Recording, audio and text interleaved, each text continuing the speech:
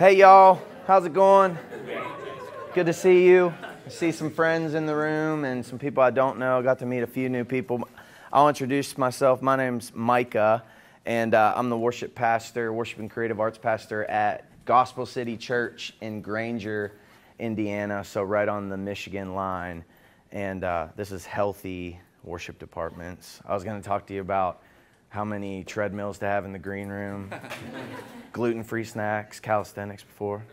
I was joking. But yeah, I want this to be a practical time for you. And I definitely don't want it to come across, the biggest fear when you talk about healthy worship is that you think you have it all together. I don't want you to think I have it all together. I've been at my church for 10 and a half years. Came out of Liberty University, and I've gotten to see it grow. When I first came, it was just a church plant, tear down, set up in a gym, and then the Lord's just allowed us to go through different phases. Year 3, we acquired a building, and then we built onto that building, and now we're in our third building process there, and we've just seen the Lord kind of add to our growth and all of that. So we currently are doing 4 services on Sunday mornings.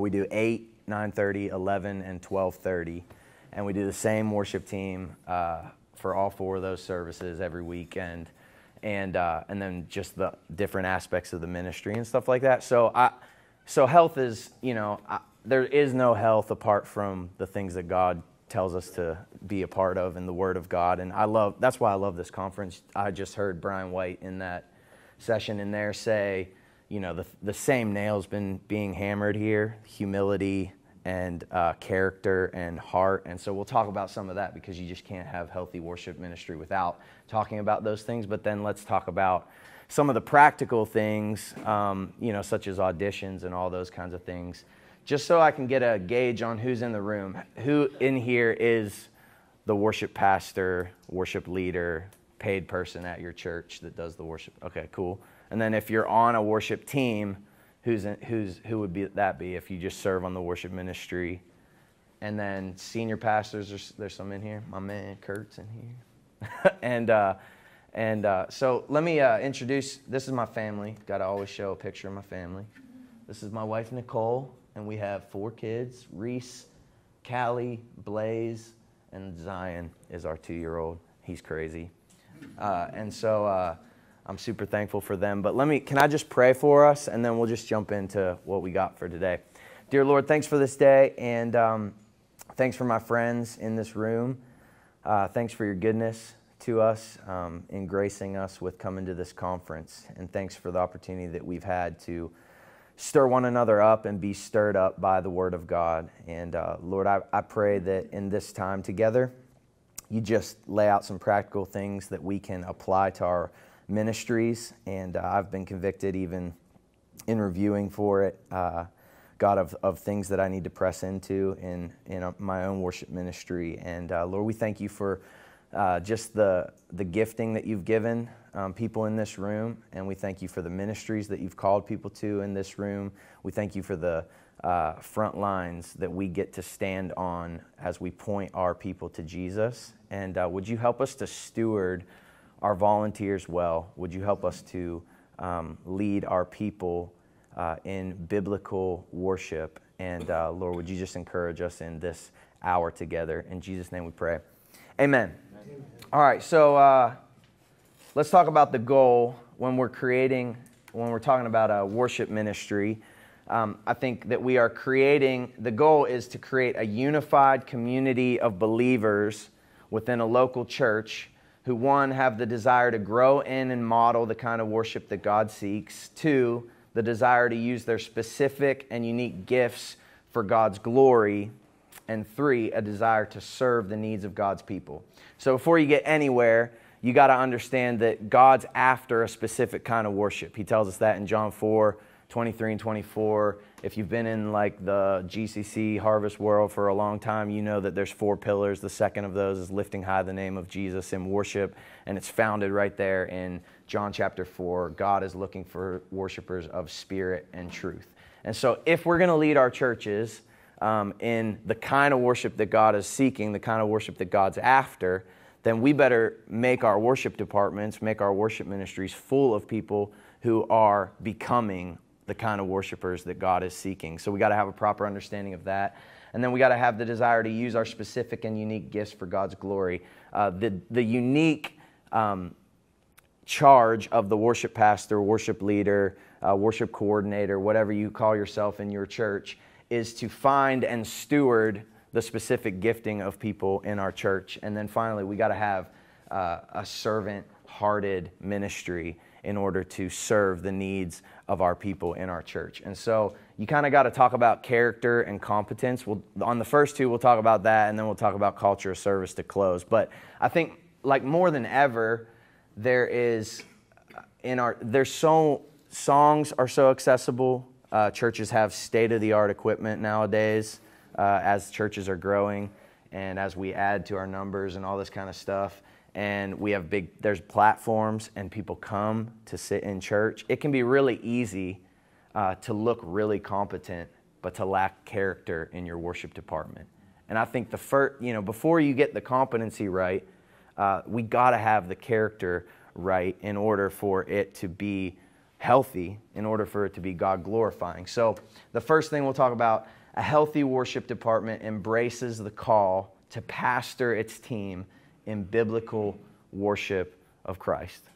A healthy worship department embraces the call to pastor a team in biblical worship of Christ. And if you're a part of that team, you get to play an important role in this. Listen to Psalm 78, verse 70 through 72. It says this, God chose David, his servant, and took him from the sheepfolds. From following the nursing ewes, he brought him to shepherd the people, Israel, his inheritance. And with upright heart, he shepherded them, and he guided them with a skillful hand. I love that verse. As David, the worship leader, David, the leader, God saw something in him as he was faithful in the small things, right? And he saw his upright heart, and he saw his skill, but before the skill, he even saw David's heart and his character and his ability to shepherd and lead people. And he called them, and he gave David a specific task to shepherd the people of God. That in a sense, I want to apply that to my life. I want to be a man of upright heart. I want to guide the people of God that he's entrusted to me as a worship pastor with a skillful hand and with an upright heart. And so the first thing I would say on this point number one, we got to foster a culture that cares about holiness in our worship ministries, okay? Foster a culture that cares about holiness. Psalm 24, verse 3, you've heard this. If you're a worship leader, you've probably quoted it a million times. Who shall ascend the hill of the Lord? Those with clean hands and a pure heart, who does not lift up his soul to what is false and swear deceitfully. And so, if we're going to foster a culture of holiness on our team, then we got to be talking about it regularly. We got to be creating a space for our volunteers to regularly be faced with the importance of holiness. And so the first thing that we do at our church is you gotta define a process for your church as you get people into your worship department. We start with you got to be a member of our church. So the first thing that we do, even as we've grown, is we say, we want you to be a member of our church. We want you to go through the process of understanding who we are doctrinally, who we are theologically. We want you to let us know your testimony. We want you to come under the leadership of our church and submit, and then that's the first step. So you be a member of our church, and then we want you to be in a small group. Every member in a small group. Why would we want everyone in a small group? Because as worship leaders, you are going to come up against character issues, and it can't all be on you every single time those things arise. And so the most encouraging thing for me is when I have a small group leader, I sense maybe that something's going on with the guitar player, and I talk to him, and I'm trying to ask him some questions, but his small group leader knows, hey, so-and-so was confessing some things and sharing some things in group that he's struggling with. Did you know about that? And I have that relationship then with the small group leader to know, man, that person is talking to him personally about it, and that person is leading him spiritually in those things. And if the issue is something that needs to be raised to my awareness or that I need to get involved with, I can, but I at least know that that person is pursuing real discipleship by himself. And so it's a great accountability to everyone on the team to say, hey, this person cares about his or her discipleship because they're submitting themselves to the small group where they get in a circle and where they get in mutual ministry and where they talk about things that pertain to the life of a Christian, the character of Christ, okay? And then we say this, I try to remind my team of this: holiness trumps giftedness. That can be super hard as worship leaders, especially in the planting phases, right? Because you're like, I just need a drummer. I just need a guitar player. I just need anybody that can add a beat. And like the character piece doesn't mean that everybody is complete. Everybody is super mature in the faith. But they need to be pursuing maturity in the faith, right? Whenever I was back in the gym days, and my first drummer was, his name was Zephyr. I haven't seen Zephyr in a while, but the dude was like tattooed out of his mind, and he came from a rough high school past, but he professed he gave his life to Christ, and I showed up, and I was only 23 at the time. And so I start hanging out with him. I start getting in a personal discipleship relationship with him. And I was trying to be a mentor to him, but give him a reason to pursue discipleship. But then I started making him my drummer. And the dude played in all these metal bands. And he could play drums, but he needed some love in the character thing. But he was a great piece to our team. Didn't have all the character yet, but he was pursuing the character of Christ, and he brought some confidence to my team. I'm not saying you got to have, everybody has to have it all together, is going to be as mature in the faith as you, but they need to be pursuing those things. So holiness trumps giftedness. Let me just give you an example.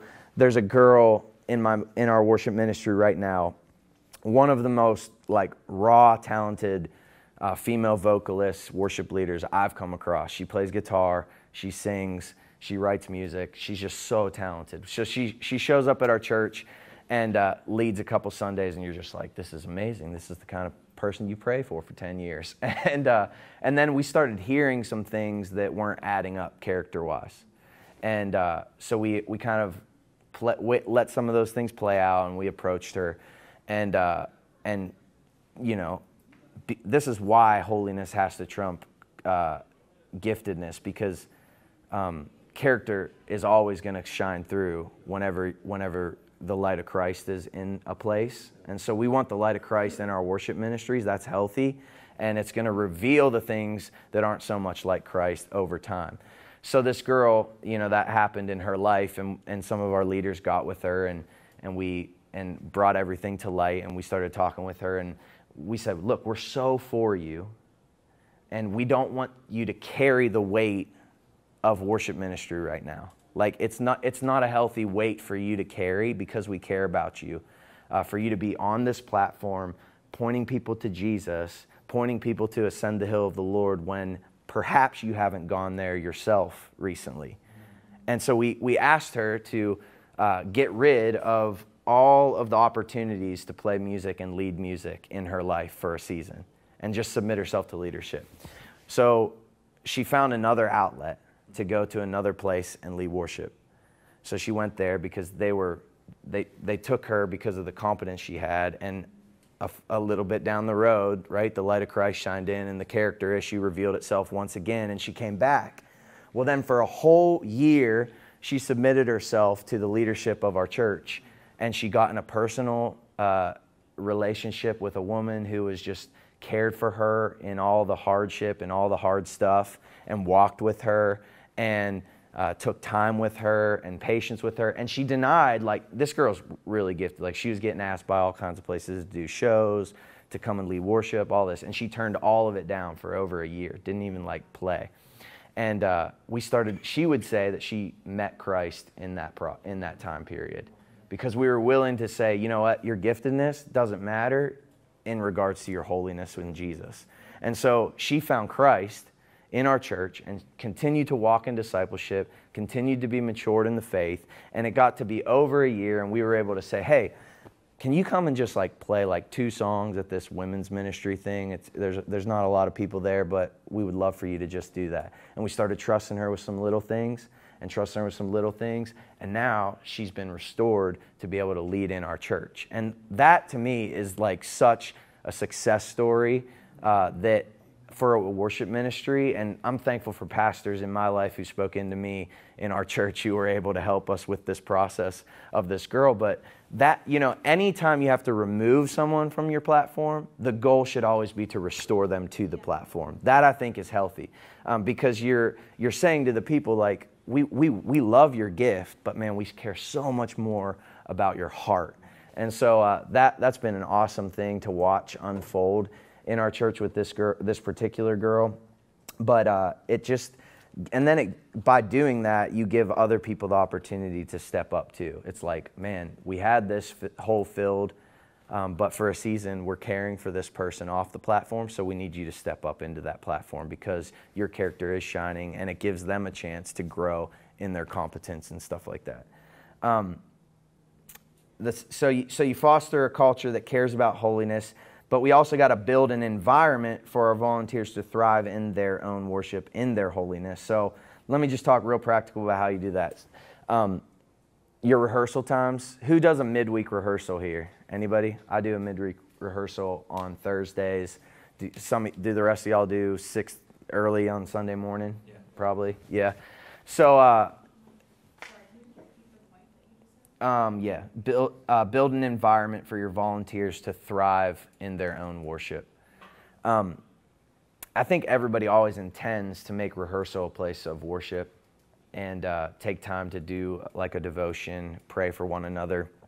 I have our production director's wife recently started having the women in our worship ministry over once a quarter just to allow them to talk and pray together and have fellowship. And that's been huge because I just want to know that everybody in the worship ministry is getting cared for. It's not as easy for a guy who's a worship pastor. It's easy for me to care for the guys one-on-one, not so much on the girls one-on-one. I do that in the setting of a worship rehearsal and those kind of things. So, but what came out of that gathering was it's really important to the women on our worship ministry to know what's going on in one another's lives and know how they can pray for one another. And they stand up there and they're vulnerable in leading our church into worship. But man, how do we know like what we're struggling with and what we're going through? And so that kind of like sparked my thinking, man, we got to do that every time we gather for a worship rehearsal. So we just started, like it sounds simple, but we take the first 15 to 20 minutes at 6:30 on Thursday after everybody gets there, and it's whether they had a long day or a bad day, we try to just set the tone of worship in our worship rehearsal. And so that could look like sharing a devotion quickly from God's Word, and then we always go around and just ask, hey, how can we pray for you? Drummer, get out of the drum cage, nobody on their instrument for a few moments, and like let's just give our attention to Jesus, set our hearts on the Lord, and then pray for one another. And we've been doing that now for a few months consistently, and it's just been, I think we always started with prayer, but just trying to be persistent in people's lives on our team has really started to show fruit. And in the early days, it looked more like going through book studies, and hey, as a team, we're going to go through this book and we're going to talk about the chapter each time that we gather and those kind of things when we were a little smaller. One of the best things that we do in order to help build an environment that we try to do is what we call worship collectives. So we do this once a quarter. We have one coming up in 2 weeks, but we get all of our worship ministry together, production and volunteers, and we come together. A different group each time leads worship for our entire worship ministry. No one stands on a platform. We all get in a big kind of circle. Everybody stands shoulder to shoulder. No one's elevated. We all are there to serve one another, and we just worship together because we can't lead people where we aren't going ourselves. So we try to create that environment. And then we just try to encourage each other with, sometimes I like to spark those green room conversations at the worship collective. You know how like you're in a green room sometimes and someone's like asking about authority in worship leading, or what do I do with my hands, or how should my, like the practical things. We try to get as practical as we can and create the environment where we can help people learn just how to be in a posture of worship, how to lead our church in those kinds of things, and then we pray for one another.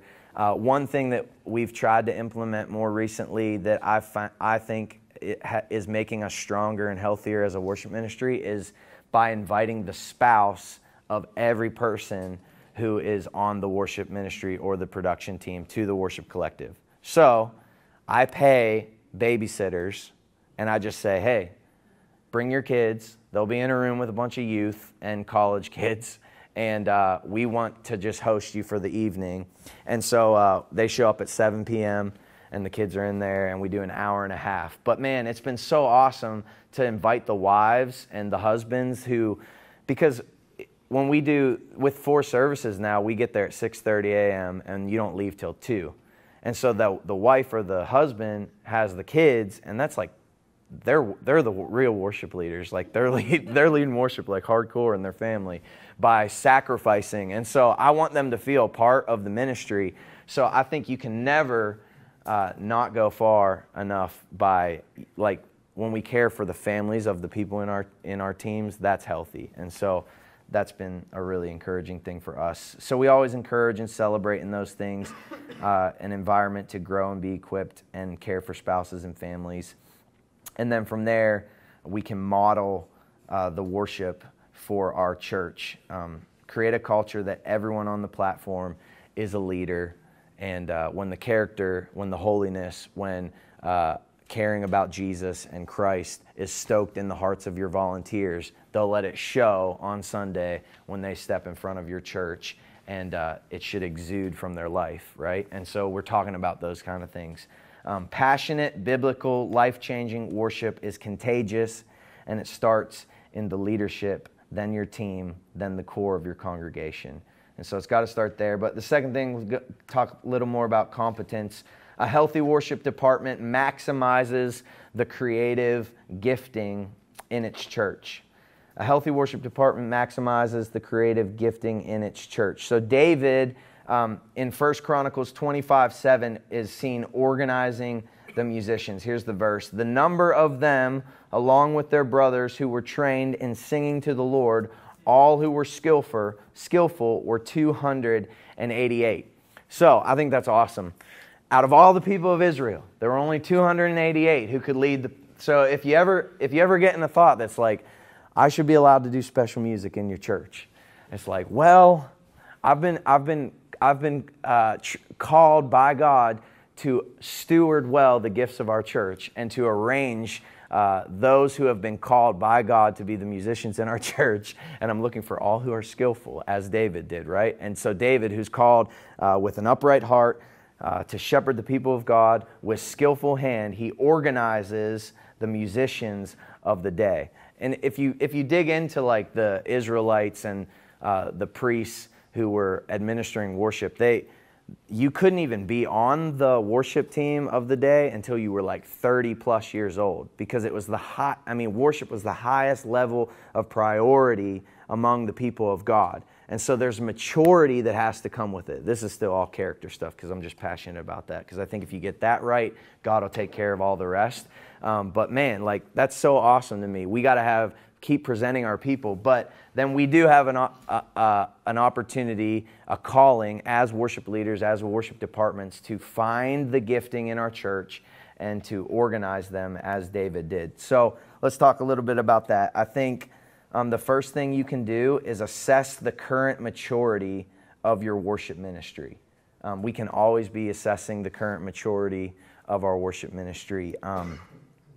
Recruit, train, lead people. And a no now might lead to a greater yes later. When we were first planting our church, this is a different analogy, like small groups, but we had like not a lot of small groups, but they were starting to get full of broken people. And as a church, you're like, man, we're just trying to find like our feet as a church. we can't care for you the way that we want to care for you. We will be able to care for like all the broken marriages in our community, hopefully at some point. But right now, it feels like we're drowning in brokenness. You know what I mean? Like at some point, when you're just getting your feet, you got to grow into it. So same goes for worship ministry. There were people who were trying out to be on the worship team, but I didn't have the time or the ability to equip them to the next degree so that they could facilitate high impact worship in our church. You know, I knew what God had gifted me to do. I knew the way that God had gifted me to lead our church. And so I had to like pull people up so that I could lead the best that I could the way that God called me to. I'm trying not to be rude with it, not lower the bar, but keep the bar here and pull people up and train people and equip people. And so everybody has to do that. So what I'm saying is a no now leads to a greater yes later. Like it was okay in the early days to say, you know what, we're going to wait right now on this and get by with less so that we can facilitate high impact worship the way God's calling us to as a church. And we'll trust Him with the process of bringing the right people along. And so by being faithful to that, God knows what we need when we need it. And He does awesome things in the absence of other things. And so by just trusting Him and being faithful, God would bring along others. Talent breeds talent. And so we put people up there who were truly gifted at playing their instrument, people who are truly gifted at leading worship, people who are truly gifted at carrying the style and the necessity that we thought brought high impact worship. And it was awesome because then you just know, people would come along and if your team's struggling, somebody might come along and be like, man, I don't want to be a part of that team. But somebody who does have the gifting comes along and they're like, I do want to be a part of that team. So that you got some give and take there, but you're never forgetting that the goal is to equip the saints to do the work of the ministry. So as worship leaders, worship departments, you got to be really careful and consistent and make sure you're not becoming a guitar teacher. Make sure you're not becoming a piano teacher or a vocal coach whenever you need to be a worship pastor facilitating high impact worship. But you also are helping people take steps towards being the kind of guitar player, the kind of vocalist, the kind of piano player that God has called them to be in your church for the good of people and for the glory of God. So that's a fine line. The bar isn't ever lowered musically, but neither should our love be pastorally. This is talking about, so auditions, you got to have auditions at some level, because how else would you organize the people in your church? So I'll just tell you real quick how we do that. Would it be helpful to talk about auditions to anybody? Yeah, so you do fill out the membership process, but then you also fill out a worship team application. A lot of heart stuff on there, a lot of character stuff on there, your testimony. And then we want to know your skill level and all of those kinds of things. We've started doing a video process where you submit a video. That's helping us a lot because I'll tell you in a second. But so we would collect the applications. Usually get a one-on-one with the person to hear their heart and hear their testimony and all of that. And then we have a night of auditions. And the audition, you get a package. Hey, if you're a band member, then you get the same package of songs, like 4 songs, and it gives you the chart, gives you the MP3, gives you the click track. You come prepared, and we have a whole band up on the platform, and then you come and play with that. Vocalists, we would just do with piano and vocalists by themselves. And so we had, over the years, man, we had some nights where we probably would do 2 audition nights a year, and then sometimes I would try to keep up with them as they came into the hopper. The season we've been in now, I cannot keep up with it, the people that want to be on the team.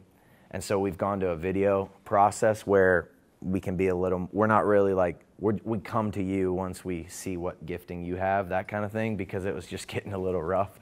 But some of our audition nights, we would have like 15, 16, 18 people, and you would maybe take 1 or 2.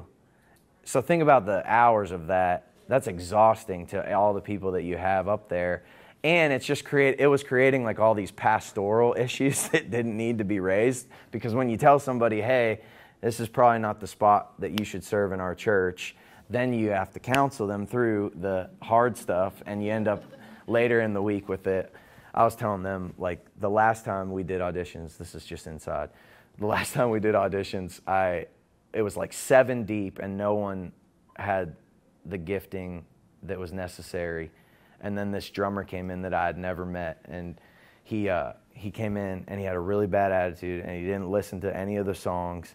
And I challenged him a little bit kindly, and then he ended up cussing me out and walking out in front of like all the people in our ministry. And I was just like, this cannot be a healthy way to do auditions. So we've had it all. It was definitely an interesting one. But you know, you got to have some kind of process to cycle through those people, and everybody in your group give ample opportunity to get plugged in. Onramps for worship ministries in churches, that's something that we're trying to figure out and do better at. The best on-ramp, I think, is a choir. You can get people in a choir, and if they have the desire to be on the platform and they have the heart of a worshiper, get them on a choir. Do it once a quarter. And don't even mic them. Just have everybody up there expressing themselves. It adds energy to the stage. And from that, you start to see like, oh man, that person has potential. And you can start to develop them slowly and call them up more. We do a prayer and worship night once every other month called Fresh Encounter. I use that as a breeding ground for like people I'm trying to equip. So I bring in piano players, drummers, vocalists, and just try to like give them some responsibility and stuff like that. Youth ministry, we have that all youth led right now. We're just trying to like raise up worship leaders in youth, but college ministry, we throw people at it that way too. And so finding other places other than your weekend to plug people in helps develop them, helps equip them, helps raise them up. But the hard conversation, serve the people, attack the problem. A lot of times when you do auditions, our jobs are still pastors. So if they're not serving in the worship ministry because of the audition, then it's our job to help walk them to a place where they can serve in our church. And I've had some of the audition, if people are humble, man, you can get really far with it. And some of the best relationships come out of auditions that were a no, but they were with humble people. If people bring pride into an audition, whether they're good or bad, it never ends well. If they bring humility in, man, you can get so far with your people and help them get to the place. And a lot of times people are just looking for a place of connection, a place to serve God, and a place to find community. And as pastors, as people in ministry, that's the ultimate goal, is to help them get to where they need to be, and then be faithful to putting the right people on the platform to lead our church. As you do start to equip people, I always say this, don't underestimate how your own skill may move a less skilled player along. So people ask often, like, what's the best way to develop somebody as a worship leader? What's the secret to growing people in your church to be a worship leader? Should they read something? Should they go to a conference? And the best thing I've found is just get them up there beside you to do what you do. And bring them alongside you, and let them come to meetings in the week. Let them stand beside you, and we don't really let anybody speak in our church on the worship team unless it's written out, and then it's really practiced in our rehearsal times. Like you practice to an empty room as if it's a full room, and then we coach each other on those things. So. A lot of times we'll do like 4 people across the front, and the guy on the far right is a guitar player singing, and they're just growing. That's just like a spot to grow. And so they may lead a song from time to time, they may read a scripture from time to time, or pray from time to time, but the biggest goal is that they would just get comfortable in being a worship leader, and that they would be able to ask questions and receive feedback and all of those kinds of things. So you find those people who can do that, and then you help them climb and help them grow. Call people to step up, create those on-ramps, duplicate yourself. A healthy worship department that relies on one person won't stay healthy forever. And so find people that you can put in place so that you can get away and so that you can be off the stage and so that it doesn't depend solely on you as the worship guy. And I totally get, like, in the early days how it is. It's hard to find time to get away, hard to find time to step off the stage. But that's the greatest way to grow people, is giving them opportunity and calling them up and letting them do the best that they can and then giving them feedback. Anytime I did that early, and now we have a campus that I have a young guy who's about to graduate college, and he leads there every week.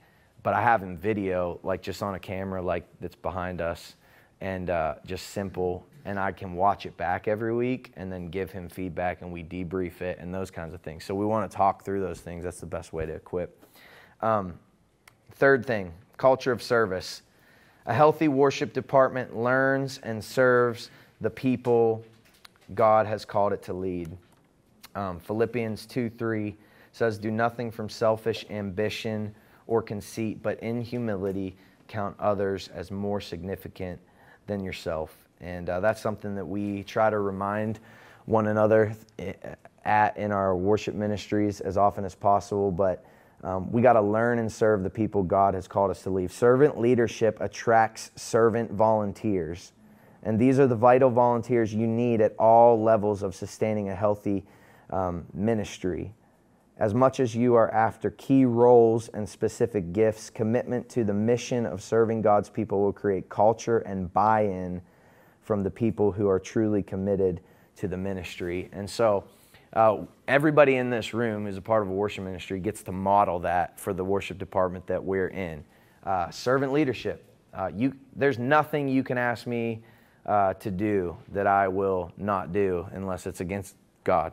I'm here to serve this church. I'm here to serve the pastor of this church. I'm here to serve the mission of this church. And so you will replicate who you are, and if you are a servant leader, then man, you're going to replicate that in your worship ministry and in your worship department. And so look for ways to serve. Look for ways to serve your volunteers. Look for ways to serve your pastor. Look for ways to serve everything around that service on a Sunday morning as you guys get together. And Sammy is an intern I have right now, and he's so gifted. He has so much competence, drummer, electric guitar player, music director type guy. But he has growing character and loves the Lord, and he's submitting himself to discipleship. But man, he is a servant leader. Like there's nothing. He does things before I even ask him to do it, and he's just looking for things to do and serve and ways to serve. And he plays like all 4 services. Every time he wants to play every week, and I have to tell him to slow down. He wants to play on Sunday nights after he's played the 4 Sunday morning services. Like he's a servant. And he's a joy to have around. He's like the kind of guy you're like, man, I love having this dude around because he's just all in. He cares about the volunteers, and he puts so much effort into what he brings to the table. Like you see servant leadership in the way that your drummers come prepared, in the way that your guitar players come prepared, all of those things. And so we set them up to do that. But man, that's contagious. 4 services for us, it wasn't really a big deal when we added the 4th service because the people on our team have been used to serving one another and serving the mission. And whenever we added that, it was just like, hey guys, we're going to add this service. Can you step up and do this? And people followed suit, and it's been a blessing for us. And we found ways to encourage that and celebrate that and keep fostering that in our church. But servant leadership earns trust. With existing team members. There's those who maybe some of you new guys who are getting to churches, there's probably people on the team who have been facilitating it before you got there. And you got to earn the trust of those people. You got to figure out, man, how do I utilize the things that I'm bringing to the table and the things that they've already been bringing to the table. And I experienced that when I came in at my church. There was a guy who was 50 years old. he had been a worship pastor previously, and then he was facilitating the band. And so it looked, when I came in, it was like, who's this punk coming in and taking over what I've been building?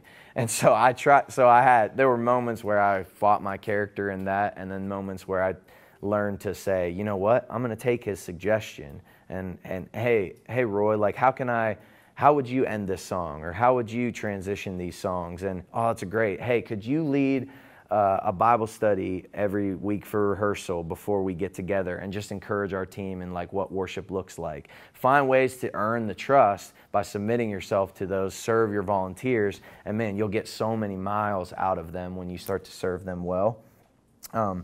Trust them with those things. And then the congregation, ultimate goal, we say this all the time, it's people over preference. People over preference. Worship leading has to be people over preference. It's not about the kind of music I want to play. It's not about the newest, hottest song that I love that's ministering to me. It's about what will minister to my people right now. And so we try to keep that going. And like, as I've added younger guys to my team, it's a fine balance of learning how do I take their suggestion, because they have really good suggestions, and they bring a lot of awesome energy to our church. And as worship is just constantly evolving and shaping, you want that influence, but you also don't want to lose the people in your church and what ministers directly to them, what songs need to be in their mouths that they should be saying to the Lord. So we constantly are like, I feel like we run forward really hard for 5 weeks, and then we pull it way back and just like do acoustic week, all hymns for a couple weeks here and there, and we just keep remembering like, hey, we're here for you. This isn't about us. So we're earning trust, and then we're gaining place. We earn the trust so that we can take them forward later. Yeah. How do you gauge what the congregation needs? Yeah. I've been, like, in the early days, for me, I had to learn that, and I think you just learn it over time. You sense. That's a good question. Hard to answer. How do you learn, gauge? They definitely need the Word of God. They definitely need worship to be a journey to the feet of Jesus in their life. And so there's a progression to get there. I think you can separate style a lot of times with the journey, but then it's like, I'm not going to feed a church plant. In our case, it was people from this really big mega church, and then people from the Baptist church, and then people from the Presbyterian church down the road that closed, and then we all found ourselves in a gym, and I'm like, man, I'm not going to give them the most cutting edge thing that is like on my heart. I'm going to sing How Great Is Our God until I'm sick of it. And what I've found is, like, when I start to feel sick of a song, my people are starting to like just love that song and get it in their heart. So it's like, so you learn that over time, but it's like, oh man, this is Amazing Grace. Well, I could be done with that song, but my people love that song, so I'm going to give it to them. And Kyle even said yesterday, Kyle Fredericks, who was leading, he closed with Blessed Be Your Name, right? And that's an older song, but he's like, in practice, you're like, oh, this song. But then when you get people in the room and the Spirit of God in people's hearts gets put to that song, man, that song's super powerful. So it's like, I tend to always go into a place safe. Like, I know that if I sing We Fall Down, I'm going to get everybody in the room. If I go in singing Good Grace by Hillsong United, I probably won't get half the room. So it's like, I always try to earn the trust first so that I can take people where I go later. And so you have a lot of time when you're the worship pastor at a church, but it's like, just set people up. We did a prayer series last year called Simply Pray. It was 10 weeks long, and we did no full band all 10 weeks. We did only acoustic hymns and old school songs like Blessed Be Your Name and Spirit song type stuff. And man, that felt radical a little bit, but it earned so much trust in our people. And it just kind of like reset everything, because it was like, hey, we're here for you. We're not here for any style. We're not here for any bang and flash. We're just here for the glory of God. And you can do that whether it's loud and new or old and light, but the mission and the journey stays the same. Eyes off of ourselves and on Jesus. And just over time, that starts to take shape. So, any other questions? Yeah. How do you review your worship service? How do we review our worship service? So every Tuesday morning at 9 o'clock, we have a post-weekend review. And all of our services are recorded, so we can watch them back. But typically, we just talk about it. And we talk about both campuses that we have so that we can make sure we have things right. Usually it's like, what was above the line? What were the things that people noticed that went wrong? And there's hopefully not a lot of those all the time, but sometimes. And then what was below the line? What were the things that we noticed that nobody else noticed? So that might be, a couple weeks ago, sometimes it's just our software crashed in the middle of Trent's sermon, Pastor Trent's sermon. So it was like, how do we make that not happen again? And we just kind of like walk through everything. After the 8 a.m. service, the first service, we always circle up and just make any tweaks that we need to make so that we can tighten everything up throughout. But yeah, that's how we review. The other thing, I skipped over this part, but communicating with clarity, I asked my team, I said, what would you say makes a healthy worship department? And all of them said, good communication that helps us show up and know what to expect. And like getting like painfully specific in the details of the weekend as much as you can goes so far in doing all of this. So by Thursday night, I always have everything, that is going to be spoken, scripted, everything in Pro Presenter, so that we can our rehearsal times. I'm not the guy that says you got to be planned. Your worship set and all of that has to be planned far in advance. Recently, I went to Passion and for a conference, and Christian Stanfield was like, "Man, we don't plan our set for Sunday until Wednesday," and I was like, "Yes, thank you. That's awesome," because you figure like big places like that have it like so far in advance. But they're like, we wake up on Monday and we're like texting back and forth, like, what would the Lord do yesterday? Where do we need to go this week? And then that has flexibility to change. I love flexibility to change. And so we do that all through the week. Sometimes we're like 2 weeks ahead. Lately, we've been the week of in planning of the songs. But by Thursday night, our people who are on the team know, hey, show up at 6:30, ready to play. And this isn't a practice. This is like, we're going to play the songs. So come with your parts memorized. Come with your parts prepared. And then I walk through the fine details of the service before we ever play anything. Hey, we're going to end Good Grace with Trash Can. And then the loop's going to come in and we're going to go right into Almighty God. And that's going to end, hey, keys player, I want you to switch to B flat. And we're going to, all 4 scriptures are going to be on the screen. We're going to go and read those all as a team, one by one, go down the line of worship leaders. And then we're into 'Tis So Sweet. And when that ends, right on the 1, we're going into None Like You. And it's just going to flow from there. And the click tracks will go so we walk through that beforehand. And then we just try to run it as seamlessly as possible. And if I have to stop or if we have to tighten anything up through the night, we go. But as I get painfully specific on the transitions, like, hey, I need the cymbal swell there. Like, you got to swell us into that song, those kinds of things. And by being specific in those on Thursday, when we come in on Sunday at 6:30, everybody's expected to be right on it so that our 6:30 to 7 o'clock feels like a real service. And that way at 8 o'clock, we're ready to roll. We punch it.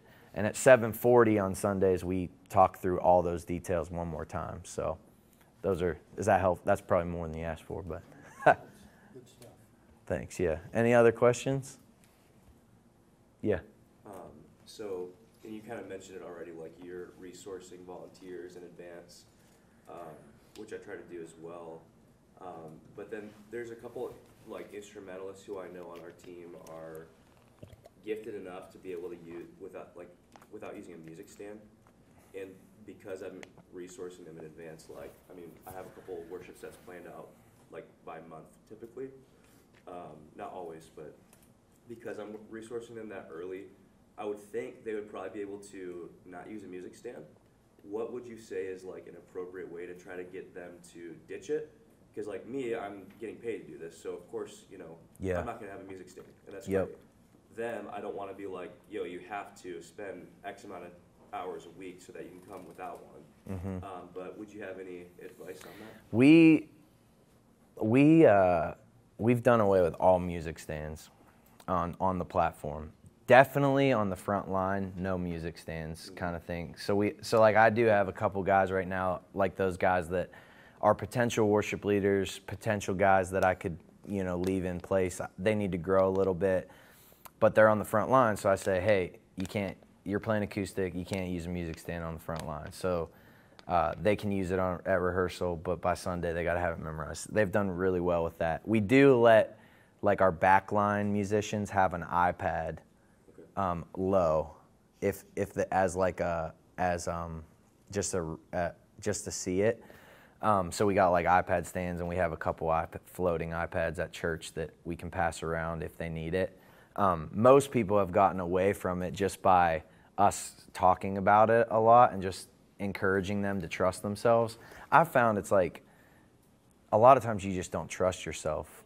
That's why you get the music stand. It's like once you start ditching it a couple times, you realize, oh, I can get the patterns. One thing that's helped us, our keys players, one of our guitar players suggested it, and it's been great. He on a note card, he just writes out the patterns, like in 1 through, and sometimes they use the Nashville number, sometimes they just put the actual chords. But so like our one keys player who's super strong, she will write it out on a couple note cards and just tape them up there, and she just has at least the patterns and the intros memorized, and so it helps her. But man, it does take once you get them off the music stand, you can just keep encouraging, hey, like eyes up, on, you know, a lot of energy, big smile, everybody singing along, and you just slowly get with that. So for us, it's just been, I feel like the no music stand, we just started using some iPads, and then it was like, all right, we're doing away with all music stands, and we just started doing it, and then just having, so when new people come and they're like, can I get a music stand? We just say, hey, we don't do that, but we do have iPads, and we can use it for a while, but we're gonna challenge you. We want to call you up to memorizing it and those kind of things. And most people now are like, oh, I love that challenge, I'll take it. So, yeah. Any other questions?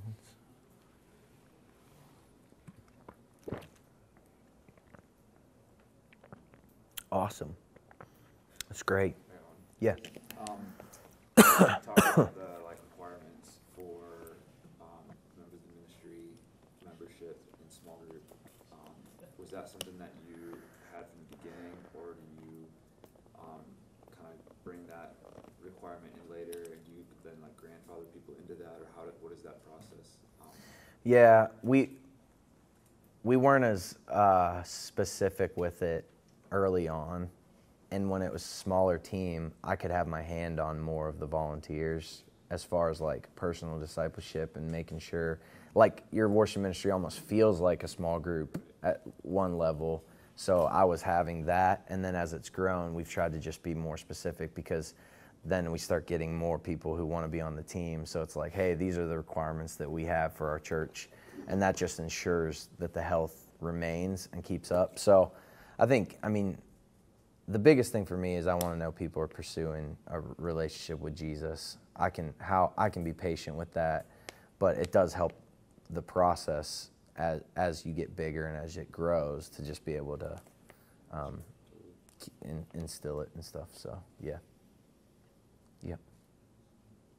Yeah, man. You're talking about healthy worship environments. How are you healthier now than maybe 10 years ago or 15 years ago? Or how have you grown? That's good. Well, this past Sunday, I just attended the 9:30 service with my family, and I didn't even like think about it. I just showed up, and I did that again once about a month and a half ago or 2 months ago. And I tell people, it's funny, like in 10 years, I barely have gotten my kids ready and taken them to church, you know? Like you guys get it. It's just what you do, and you love it. It's awesome. Love serving the church.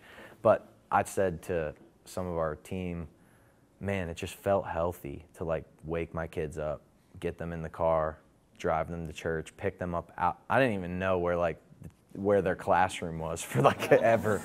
And so I picked them up, and then we went to lunch, and I was like, man, this felt healthy and good. So that is cool. I have a big blessing is one of our elders. He's our youngest elder. He's my age, but he recently became an elder. But he's a super strong worship leader in our church. So that's really cool. Like it's cool for him because it's being an elder and being able to be a worship leader is a really cool like kind of duo.